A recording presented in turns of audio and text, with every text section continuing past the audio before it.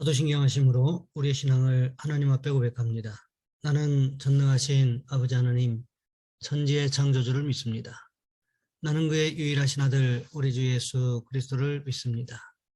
그는 성령으로 잉태되어 동정녀 마리아에게서 나시고 본디오 빌라도에게 고난을 받아 십자가에 못 박혀 죽으시고 장사된 지 사흘 만에 죽은 자 가운데서 다시 살아나셨으며 하늘에 오르시어 전능하신 아버지 하나님 우편에 앉아 계시다가 거기로부터 살아있는 자와 죽은 자를 심판하러 오십니다. 나는 성령을 믿으며 거룩한 공교회와 성도의 교제와 죄를 용서받는 것과 몸의 부활과 영생을 믿습니다. 아멘. 찬송가 283장입니다.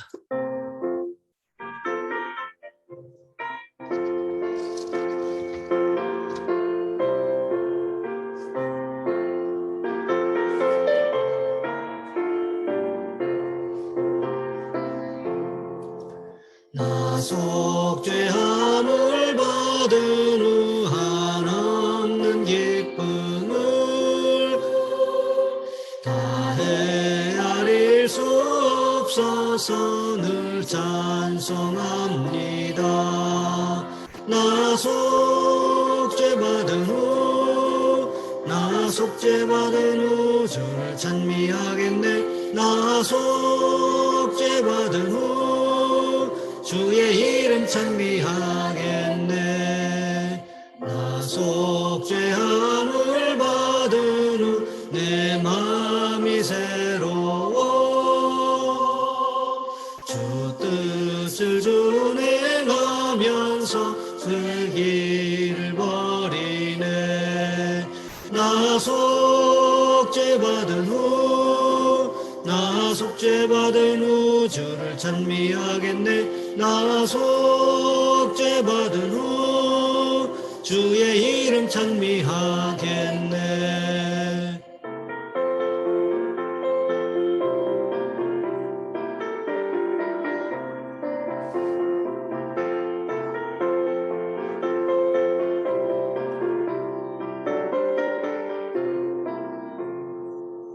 나 속죄함을 받은 후 성령이 오셔서 하나님 자녀 된 것을 곧 증언합니다. 나 속죄받은 후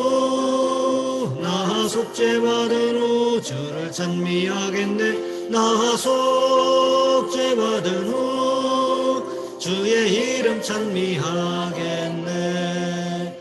나 속죄함을 받은 후 보혈의 공로로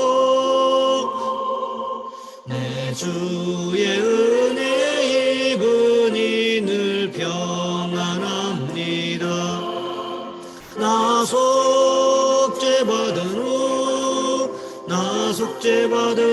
주를 찬미하겠네. 나 속죄받은 후 주의 이름 찬미하겠네.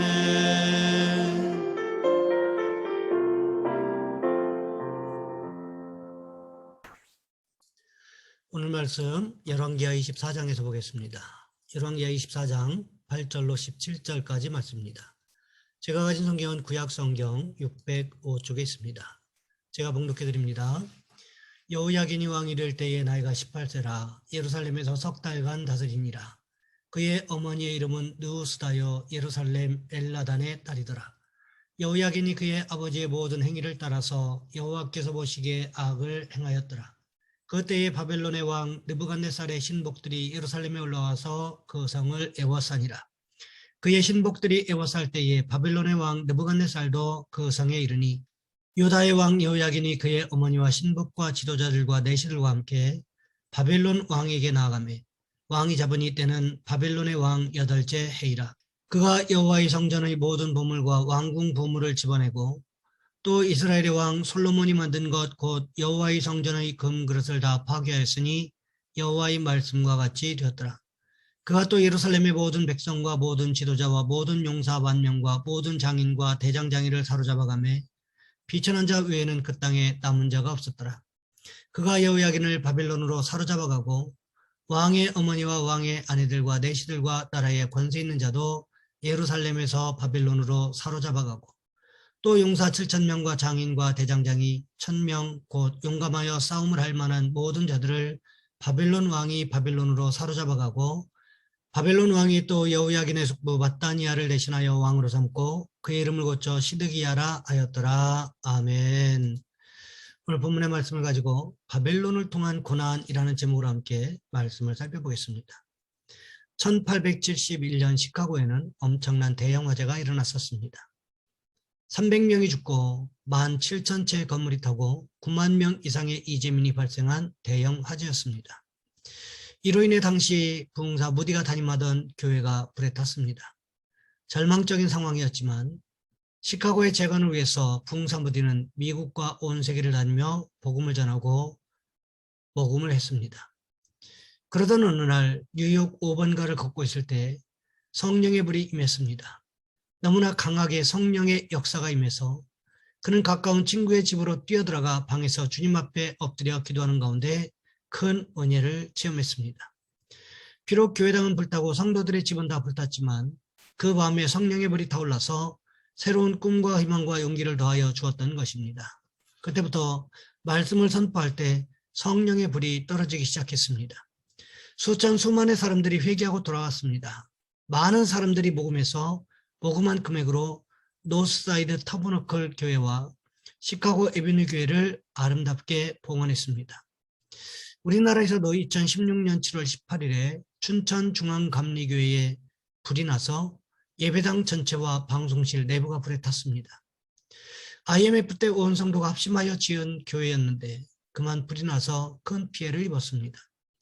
그때 권호소 목사님께서 성도와 함께 화재 후 첫 예배를 드리면서 다시 일어설 것입니다 라는 제목으로 설교하실 때 성도들이 믿음을 새롭게 하고 눈물을 흘리며 주님을 향한 헌신을 새롭게 다짐했습니다.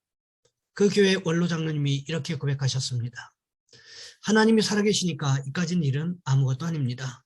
앞으로 1년 정도 교회 마당에 텐트를 치고 예배를 드린다고 들었습니다. 성도들 신앙이 성장하는 기회가 될 겁니다. 담임 목사님이 다짐했습니다. 주일이 아닌 월요일에 화재가 난 것, 인명피해가 없었던 것, 이웃에게 피해를 주지 않은 점을 주님께 감사드립니다. 겉모양이 멋진 교회를 추구하는 것이 아니라 함께 공동체를 이루고 세상의 죄악을 모두 태워버리는 거룩한 불이 됩시다. 흔들리지 말고 하나 된 모습을 보여줍시다. 더 건강하고 아름다운 공동체로 거듭나 이 위기를 이겨냅시다. 고난당할 때, 풍랑을 만났을 때 이것이 다시 믿음을 회복하고 일어나는 계기가 되어야 한다는 거지요. 내가 지금 어디에 와 있는가? 내 자신의 모습을 살펴보고 주님 앞에서 다시 부르짖고 기도하고 새롭게 도전하는 기회를 삼아야 한다는 것입니다. 그런데 오늘 본문에 보시면 그런 모습이 전혀 보이질 않습니다. 이것이 문제라는 거지요. 오늘 본문에 보시면 여호야김의 아들 여호야긴이 왕위에 올랐습니다. 그런데 성경의 평가가 어떻습니까? 여호와 보시기에 악을 행했다고 평가하고 있습니다. 그래서 하나님께서 어떻게 하셨습니까? 바벨론이 남왕국 유다를 쳐들어오게 만들었다는 것입니다. 바벨론이 쳐들어와서 어떻게 했습니까? 예루살렘 성을 포위하고 있었다는 거지요. 그러자 여호야긴 왕이 어떻게 했습니까? 오늘 보면 12절 말씀해 보시면 이렇게 기록하고 있습니다. 유다의 왕 여호야긴이 그의 어머니와 신복과 지도자들과 내시들과 함께 바벨론 왕에게 나가매 왕이 잡으니 때는 바벨론의 왕 8째 해이라. 여호야긴이 아마도 애굽이 혹시 도와줄 수 있을 것인가를 먼저 타진했을 것입니다. 그런데 어떻습니까? 열왕기하 24장 7절 말씀해 보시면 이렇게 기록하고 있습니다. 애굽 왕이 다시는 그 나라에서 나오지 못하였으니 이는 바벨론 왕이 애굽강에서부터 유브라데 강까지 애굽 왕에게 속한 땅을 다 점령하였음이더라. 그러니까 지금 애굽도 자기 코가 석자인 상황이라는 거지요. 바벨론 제국이 애굽강, 그러니까 나일강에서부터 유브라데 강까지를 모두 점령해 버렸다는 거지요. 이미 이때는 옛날에 번영을 누리던 애굽의 상황이 아니었다는 거지요. 이미 바벨론의 위세에 눌려서 상당히 많은 영토를 빼앗겼고 바벨론 때문에 함부로 병사를 옮길 수도 없었다는 거지요. 그러니 어떻게 남왕국 유다를 도와줄 수 있었겠느냐는 거지요. 이런 상황을 여호야긴이 재빠르게 파악했던 것 같습니다. 그래서 여호야긴 왕이 어떻게 했습니까? 그의 어머니와 신복들, 지도자들, 내시들이 함께 바벨론 왕 느부갓네살에게 나아가 항복해 버렸다는 것입니다. 어쩌면 현명한 방법일 수도 있겠다는 생각이 들었습니다. 하지만 한 나라의 왕으로서 제대로 싸워보지도 못하고 항복했다고 하는 것은 자존심의 치명타를 입은 것 아니겠습니까? 그런데 바벨론 왕 느부갓네살이 어떻게 합니까? 오늘 본문 13절부터 16절까지 말씀을 보시면 이렇게 기록하고 있습니다. 그가 여호와의 성전의 모든 보물과 왕궁 보물을 집어내고 또 이스라엘의 왕 솔로몬이 만든 것 곧 여호와의 성전의 금 그릇을 다 파괴하였으니 여호와의 말씀과 같이 되었더라. 그가 또 예루살렘의 모든 백성과 모든 지도자와 모든 용사 만명과 모든 장인과 대장장이를 사로잡아가매 비천한 자 외에는 그 땅에 남은 자가 없었더라. 그가 여호야긴을 바벨론으로 사로잡아가고 왕의 어머니와 왕의 아내들과 내시들과 나라의 권세 있는 자도 예루살렘에서 바벨론으로 사로잡아가고 또 용사 7,000명과 장인과 대장장이 1,000명 곧 용감하여 싸움을 할 만한 모든 자들을 바벨론 왕이 바벨론으로 사로잡아가고. 그렇다면 왜 느부갓네살이 남왕국 유다가 항복했음에도 불구하고 이렇게 대우했던 것일까요? 이미 여호야김에 의해서 한 번 배신당했던 아픔이 있었기 때문이었습니다. 느부갓네살이 먼저 남왕국 유다를 점령했습니다. 그때 느부갓네살의 아버지 나보폴라살이 죽었기 때문에 일단 항복만 받고 왕이 되기 위하여 바벨론으로 돌아갔습니다. 그런데 항복했던 여호야김이 어떻게 했습니까? 3년 만에 배신했다는 거지요.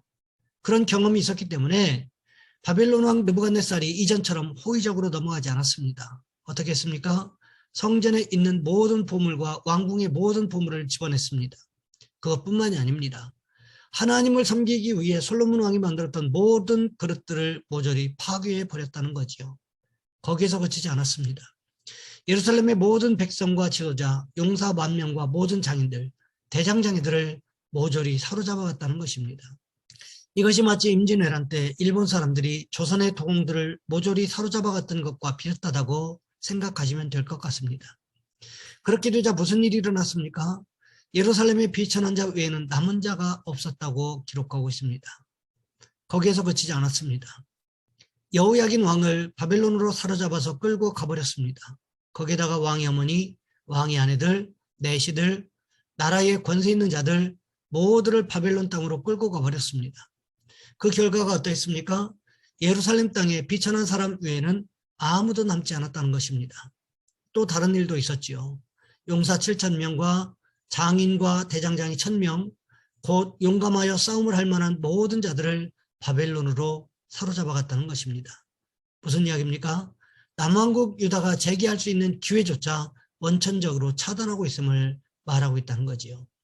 바벨론 왕 느부갓네살이 여호야긴 왕까지 사로잡아가면서 무슨 일을 했습니까? 여호야긴의 숙부 마따니아를 여호야긴 대신 왕으로 세웠다는 거지요. 그 이름을 어떻게 바꿨습니까? 시드기야라고 바꿨다는 거지요. 그렇습니다.